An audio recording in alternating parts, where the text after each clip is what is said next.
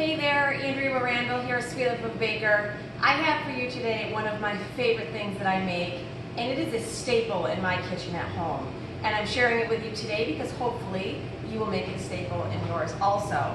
So, it's no secret, I love to bake, and I love to bake sweets, but I can't eat that all the time. I mean, let's be real. So, for breakfast, lots of times in the morning, I will have a really delicious bowl of fresh yogurt with fresh fruit and my homemade granola.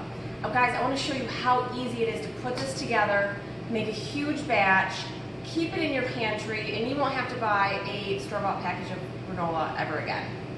So I just want to show you how easily this comes together, and if you think you can't bake, you can. Start with this. This is simple. It is all real natural ingredients, and I just want to show you how quickly it comes together. So I have for you my homemade granola. And I started off in a bowl with about 4 cups of rolled oats. The best part about this recipe, if you are gluten-free, use gluten-free oats. If you are nut-free, don't add nuts, add something else. If you are dairy-free and you want to put this on almond milk, this is a very versatile recipe that you can adapt to your needs in your own home. So for me, I've got 4 cups of this regular rolled oats. You could even use steel oats. It's an extremely versatile recipe. I guess that's what I'm trying to tell you all. So, 4 cups rolled oats. I have 1 teaspoon of cinnamon, and I have a ½ teaspoon of salt that I'm going to throw right in. Gives it a really nice flavor. The salt gives it a little bit of contrast against the sugary sweet of the sugar that I'm going to put in. Alright, so I have a ¼ cup of brown sugar. Brown sugar, what's going to happen is when it starts to cook and bake in the oven, it's going to caramelize and it's going to get really nice and nutty. It's going to give you that really dark depth of flavor and that brownness. You could use refined sugar, you could use coconut sugar. You could skip brown sugar altogether and just use honey or agave. Extremely versatile. Alright, I have the entire measurements of all of this recipe is on my blog, AndreaMorandville.com. Feel free to go over and pop on and check it out if you want the exact recipe. I have a ¼ cup of chai seeds. Chai seeds are great. If you've never had a chai seed, they look like little tiny dry pebbles. But the funny thing is, if you put them in water, they bloom, and they almost look like a tapioca pearl, which is kind of neat. So sometimes you could put that in like water if you want to have like a little extra antioxidant boost, vitamin boost in your water. But they're not going to bloom in this because they're dry, so you don't need to worry about that. So they're just going to be dry, and then you're going to eat them as a mixture in your granola, which is fantastic. All right, I have a ½ cup of unsweetened chopped coconut. You can skip coconut. If you don't like coconut, don't even add it in. Add something else. I like coconut. I like the little bit of nuttiness it gives it to it. It gives a little bit different flavor. And it's just a really good builder of your granola. And then I have a cup of sliced almonds. My favorite nut to put in my granola are almonds. You could put just about anything you want. If you like macadamia, if you like pecan, if you like peanuts, anything you want to put in your granola is completely up to you. Tweak this, change the recipe according to what you like at home. I personally like almond. Now you could buy whole almond and chop them up, but I think it's easier to buy the sliced almonds, so definitely do that. Sometimes I will put ground almond flour, almond meal into my granola mix. The recipe on my blog does include the ratio for that. This batch I'm not doing that, but sometimes I do. And then I have honey and oil. So I have 1/3 cup of honey, and I have 4 tablespoons of olive oil. Any neutral oil will work. You don't want anything with a ton of flavor, so an extra virgin olive oil, very neutral. Or if you canola oil, if you don't like canola oil or vegetable oil, or you're trying to reduce that from your kitchen, definitely you can use a extra virgin olive oil. This is the Liberty Tabletop Spatula. I love it. It's become a staple in my kitchen. I use it all the time. It's really great. It's got their hand-sketched name in the handle, and it's got a little hook that you can hang it. And then this obviously comes off for easy washing because you got to make sure that you wash this really good. So what I'm going to do, guys, that's it. That's granola. It is that easy. I'm going to give it a really good toss. I'm going to make sure that everything is coated up really, really nicely. Now, a little trick about honey. If your honey is super, super thick, and you find that as you make this more than once, that it's hard for you to mix it, throw it on the stove in a saucepan with your oil, not for long. You don't want to boil or cook the honey. But what that will do is it will loosen it up enough that it will be much easier to mix in to your ingredients.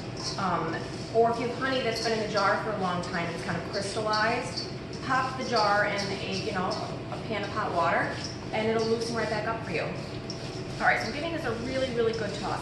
Now, if you've noticed, I have not put my dried fruit into the mixture yet. You don't bake your granola with the fruit. You actually add the fruit afterwards. So, what I have done is I have my oven set at 350 degrees. And you can put this in just about any baking vessel, pan, baking sheet that you have on hand.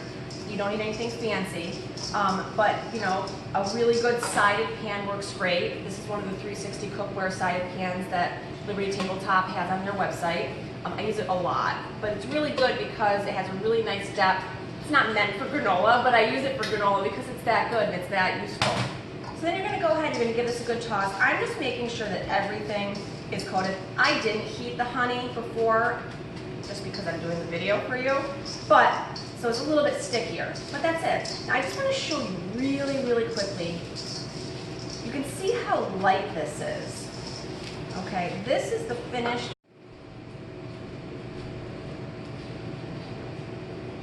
This is the finished product. So you can see the difference in color between the two.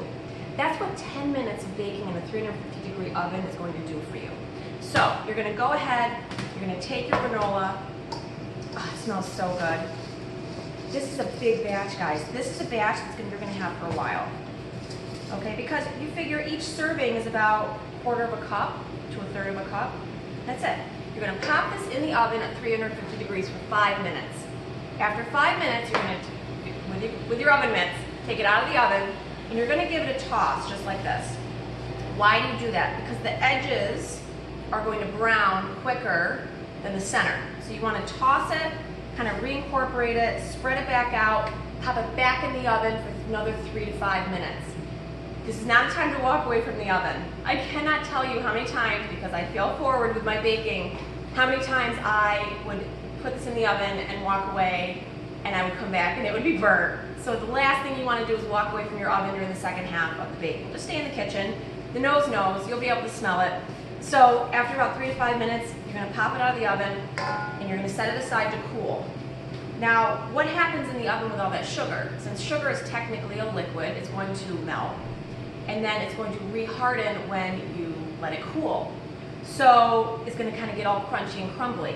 Definitely want to try to save your pan so you don't have to scrape it off the bottom, by using either a silpat bottom or parchment paper. Don't use wax paper, they are not created equal.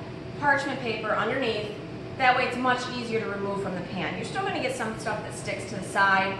That's a lot better than trying to chisel off an entire batch of granola from the bottom of your pan. It's not because you did anything wrong, it's just because the sugar will re-solidify, once it's cool. So you're going to let this cool, and then when you're done, you are going to go ahead and throw in about a cup of diced fruit. I love dried cranberry in this batch of granola. I like how it pairs nicely with the almond and the sweetness of the brown sugar. You could use just about anything. You could use plain raisins. You could use dried cherries. You could use, in the fall, I like dried apples. So you could change this up to suit your taste at home. You could skip it. If you don't want that little added sugar, you can skip, because there is sugar in fruit and dried fruit. And actually, once you dry fruit, the sugar content is much more concentrated. So if you're trying to eliminate sugar, this is definitely something you want to maybe try to avoid. So, how do I like to serve this at home? Well, I put about a little less than a cup of yogurt, plain yogurt, or vanilla. If you can't stomach plain, definitely use vanilla flavored yogurt. And then I simply will take my yogurt, throw a little bit batch of granola right on top. You can make it pretty. I like to pretty up my dish. You don't have to. Now, I love blueberries and cherries in my yogurt. Now, cherries, that's a seasonal thing. You know, in the dead of winter when cherries are really expensive, I'm not going to be putting those in my yogurt.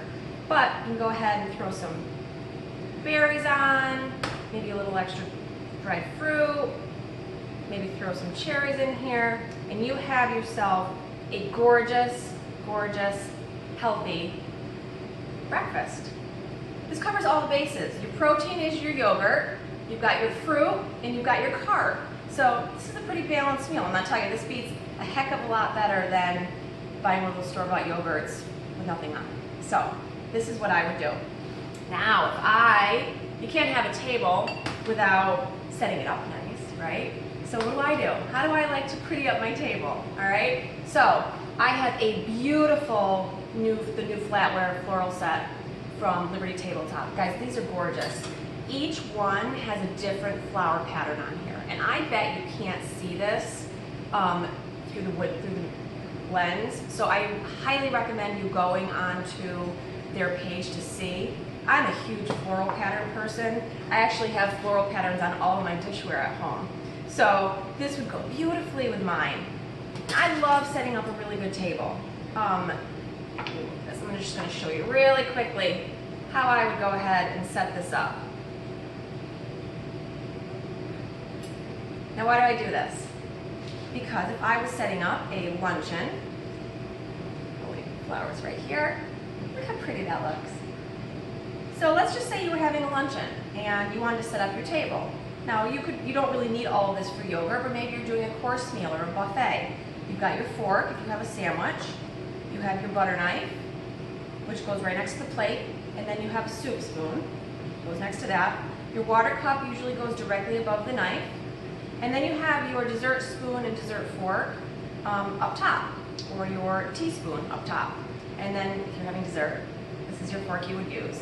If you're not having dessert and you're having a salad, your salad would go on the outside. You work your way in. I love setting up a beautiful table.